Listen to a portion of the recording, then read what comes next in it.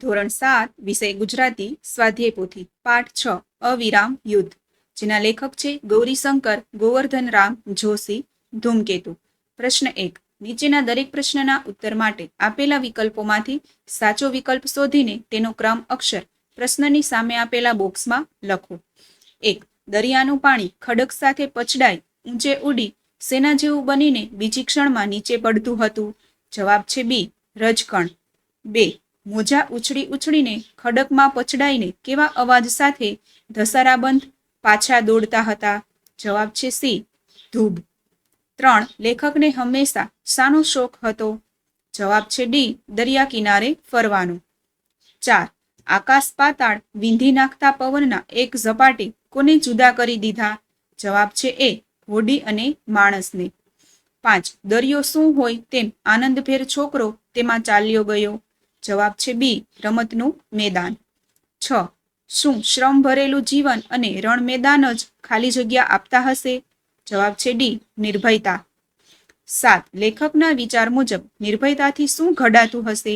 જવાબ છે એ, ચારિત્ર્ય. ત્યાર પછી પ્રશ્ન 2. કૌંસમાંથી યોગ્ય શબ્દ પસંદ કરી ખાલી જગ્યા પૂરો. 1. મોજા ખડકની સાથે પછડાઈને જાણે પાણીનો પણ લોટ થઈ જતો હોય તેમ નીચે પથરાતા હતા. 2. રાક્ષસની ચીસો હોય તેમ પવન સુસવાટા બોલાવતો હતો. 3. માછીમારના કુટુંબના ટોળે ટોળા દરિયા પાર ગયેલા પોતાના પરિવારજનોની રાહ જોતા હતા. 4. માણસોના ટોળાને આવી જાઓ એમ આહવાન કરતો હોય તેમ દરિયો વધારે પ્રચંડ બનતો હતો. 5. લોકો બળતે હૃદયે લાચાર મનોદશાએ તુમુલ યુદ્ધનું છેલ્લું પ્રકરણ જોઈ રહ્યા. 6. મનુષ્ય હાર્યો, દરિયો જીત્યો. 7. બીકના માર્યા બાપ દાદાનો ધંધો છોડું તો મારું નાક વઢાઈ જાય. ત્યાર પછી પ્રશ્ન 3. પાઠના આધારે વાક્ય સાચું છે કે ખોટું તે લખો. 1. છોકરો દરિયાઈ તોફાનમાં ફસાયેલા પિતાને જોઈ રહે છે. ખોટું. 2. કુદરતના બળ સામે માણસનું બળ હારે છે. સાચું. 3. દરિયાઈ તોફાનમાંથી બચવા માછીમાર ખૂબ પ્રયત્ન કરે છે. સાચું. 4. કુદરતના બળથી હોડી અને માણસ બંને અલગ થઈ જાય છે. સાચું. 5. બાપના મોતનું વેર વાળવા છોકરો હોડકું લઈને દરિયામાં જાય છે. ખોટું. 6. પિતાના મૃત્યુના કારણે છોકરો કુદરતના બળને ધિક્કારે છે. સાચું. ત્યાર પછી પ્રશ્ન 4. નીચેના વાક્યો કોણ કોને ઉદ્દેશીને અને કયા પ્રસંગે બોલે છે તે જણાવો. 1. માડી સાચવજે. ઉત્તર.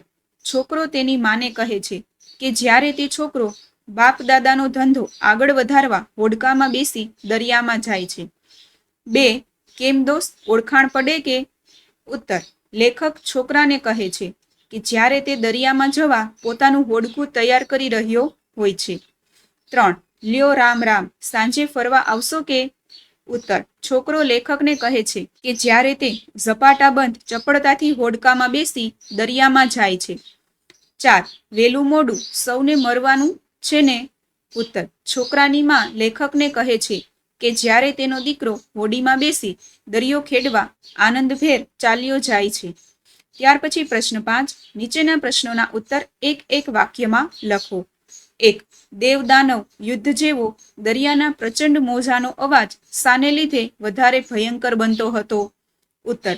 દેવદાનવ યુદ્ધ જેવો દરિયાના પ્રચંડ મોજાનો અવાજ અંધકારને લીધે વધારે ભયંકર બનતો હતો. 2. મા દીકરો અત્યંત ચિંતાતુર ચહેરે શું નિરખી રહ્યા હતા.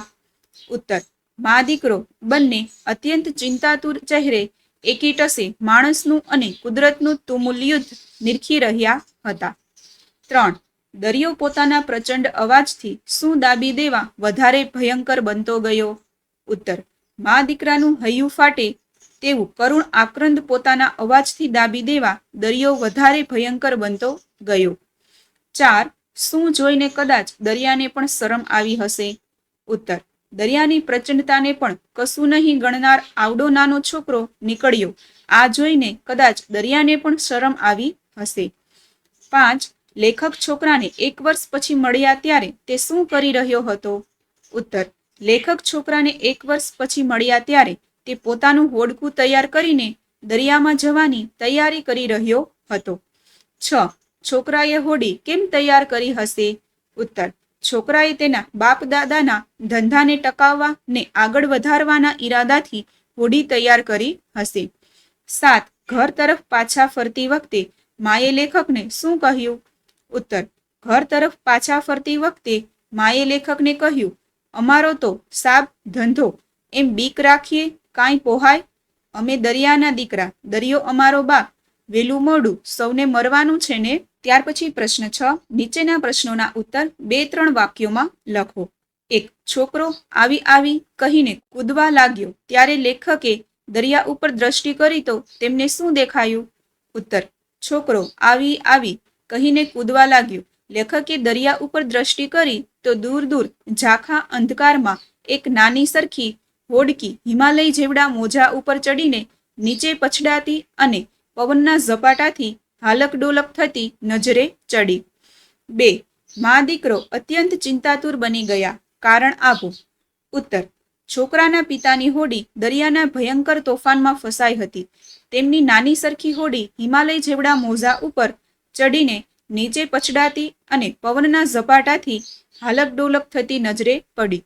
આ દ્રશ્ય જોતા જ મા દીકરો અત્યંત ચિંતાતુર બની ગયા. 3. છોકરાના પિતાની હોડીને મદદે જવા કેમ કોઈ તૈયાર નહોતું?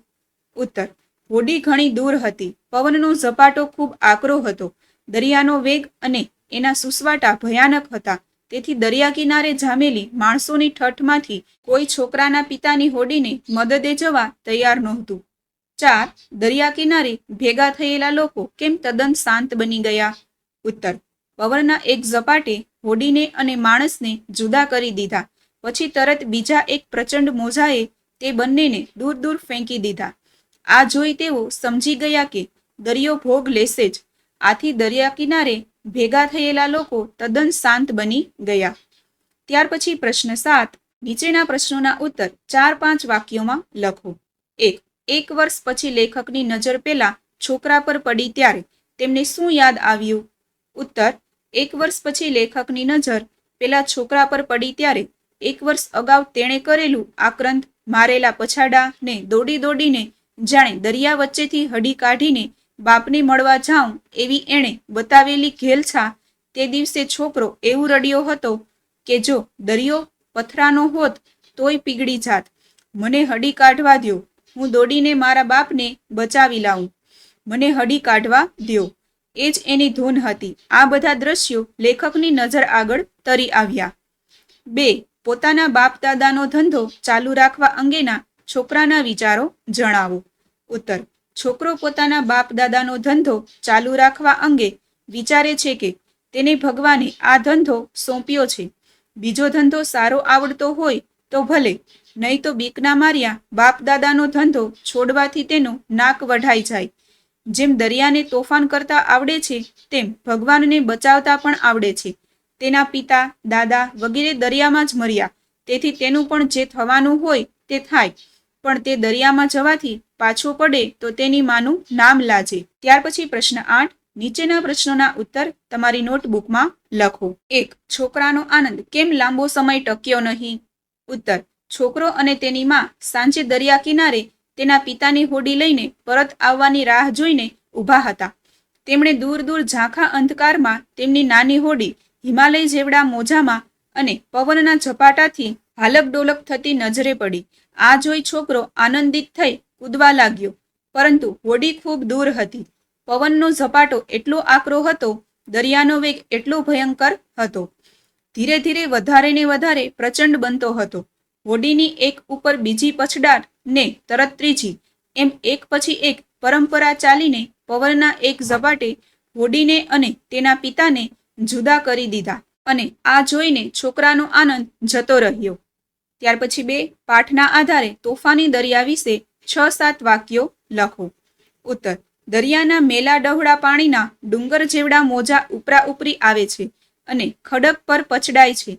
રાક્ષસની ચીસોની જેમ પવન સુસવાટા બોલાવે છે. મોજા ઉછળી ઉછળીને ખડકમાં પછડાઈને મોટા અવાજ સાથે ધસારાબંધ પાછા જાય છે. દેવદાનવના યુદ્ધ જેવો દરિયાનો પ્રચંડ મોજાનો અવાજ ભયંકર લાગે છે. મોજાની એક પછાટ ઉપર બીજી પછાટ ને તરત ત્રીજી, એમ એક પછી એક પછાટની પરંપરા ચાલુ હોય છે. દરિયામાં હિમાલય જેવડા મોજા ઉપર ચડીને નીચે પછડાય છે. ત્યાર પછી પ્રશ્ન 9. આપેલા વાક્યોમાં તમને જે જે લાગણી અનુભવાતી હોય તે લખો. અહીં એક ઉદાહરણ આપેલું છે. રાક્ષસની ચીસો હોય તેમ પવન સુસવાટા બોલાવતો હતો. અહીં ડરની લાગણી અનુભવાય છે એટલે કૌંસમાં ડર લખેલું છે. બીજા વાક્યો જોઈએ. 1. માણસનું બળ થાક્યું હતું, કુદરતનું બળ વધતું હતું. આ વાક્યની અંદર દયાની લાગણી અનુભવાય છે. 2. મને હડી કાઢવા દ્યો, હું દોડીને મારા બાપને બચાવી લાવું, મને હડી કાઢવા દ્યો. ફિકર. 3. મનુષ્ય હાર્યો, દરિયો જીત્યો. નિરાશા. 4. મારી પ્રચંડતાને પણ કુછ નહીં ગણનાર આવડો નાનો છોકરો નીકળ્યો, નવાઈ. 5. તે દિવસે એ એવું રડ્યો હશે કે દરિયો પથરાનો હોત તોય પીગળી જાત, દુઃખ. ત્યાર પછી પ્રશ્ન 10. આપેલ શબ્દ જૂથોને લાગુ પડતા અ અને બ વિભાગમાં વહેંચીને લખો. અહીં અ અને બ વિભાગમાં વાક્યો આપેલા છે જેમાં કુદરતનું બળ અને માનવનું બળ જે બંનેમાં લાગુ પડે તે રીતે અલગ વાક્યો કરવાના છે. જોઈએ. કુદરતનું બળ તેને લાગુ પડતા વાક્યો: નદીમાં પૂરની સ્થિતિ ઊભી થવી, પહાડ ધસી પડવો, ભૂકંપથી મકાનો ધરાશયી થવા, જંગલમાં દાવાનળ લાગવો, જ્વાળામુખી ફાટી નીકળવો, દરિયામાં સુનામી આવવું, આંખ હાથ પગનું સર્જન. માનવનું બળ તેને લાગુ પડતા વાક્યો: ચંદ્ર પર ચંદ્રયાનનું ઉતરવું, કૃત્રિમ માણસ એટલે કે રોબોટ બનાવવો, સોલાર સિસ્ટમ બનાવવી, નદી કે દરિયામાંથી વીજળી ઉત્પન્ન કરવી, પાણીના સંગ્રહ માટે ડેમ બાંધવા, અવકાશીય સંશોધન માટે યાન મોકલવું, શરીરમાં કૃત્રિમ અંગો મૂકવા. ત્યાર પછી પ્રશ્ન 11. નીચેના વાક્યોમાં યોગ્ય વિરામ ચિહ્નો મૂકો. 1. દીપિકા પાસે નોટ, પેન્સિલ, રબર, ચોપડી વગેરે છે. દીપિકા પાસે નોટ, પેન્સિલ, રબર, ચોપડી વગેરે છે. 2. જવાબ: પિનલ, પાણી લઈને અમને આપ. 3. બાપુજી ક્યારે અમદાવાદ જવાના છે? 4. ખબરદાર, ત્યાં જ ઊભા રહેજો. 5. અરે મારા સાબ, શું ભગવાનને બચાવતા નથી આવડતું? 6. અમે પ્રવાસમાં દીવ, દ્વારકા, વેરાવળ અને સોમનાથ ગયા. 7. પ્રાર્થનાના શબ્દો હતા: મંદિર તારું, વિશ્વ રૂપાળું. 8. તુલસીદાસે રામચરિતમાનસ ગ્રંથ લખ્યો છે. 9. બાળકે કહ્યું, મને હડી કાઢવા દ્યો. 10. છોકરો કહે, માડી સાચવજે. ત્યાર પછી પ્રશ્ન 12. નીચે આપેલ શબ્દના નજીકના અર્થ સામે ખરું એટલે કે સાચાની નિશાની કરો. અહીં એક ઉદાહરણ આપેલું છે. તુમુલ, જેમાં અ અંધારું, બ તમરા, ક યુદ્ધનું મેદાન, ડ ભયંકર. તુમુલ શબ્દનો નજીકનો અર્થ છે ભયંકર. બીજા શબ્દો જોઈએ. 1. ધૂસર, જવાબ છે ક ધૂળના રંગનું. 2. અતડ, જવાબ છે અ અતિ ઊંડું. 3. ચિંતાતુર, જવાબ છે બ વિચારોથી ગભરાવું. 4. મશગુલ, જવાબ છે ક તલ્લીન. ત્યાર પછી પ્રશ્ન 13. નીચેના વર્ણ સામ્ય ધરાવતા શબ્દોના અર્થ આપી વાક્યમાં પ્રયોગ કરો. 1. ધસારો, જોરથી ધસવું તે. વાક્ય જોઈએ. ફિલ્મ સારી હોય તો ટિકિટ બારીએ પ્રેક્ષકોનો ધસારો રહે છે. ઘસારો, ખર્ચ, ખોટ કે નુકસાનમાં ઉતરવું. વાક્ય જોઈએ. આજે પોતાના પરિવાર માટે પણ કોઈ ઘસારો વેઠવા તૈયાર નથી.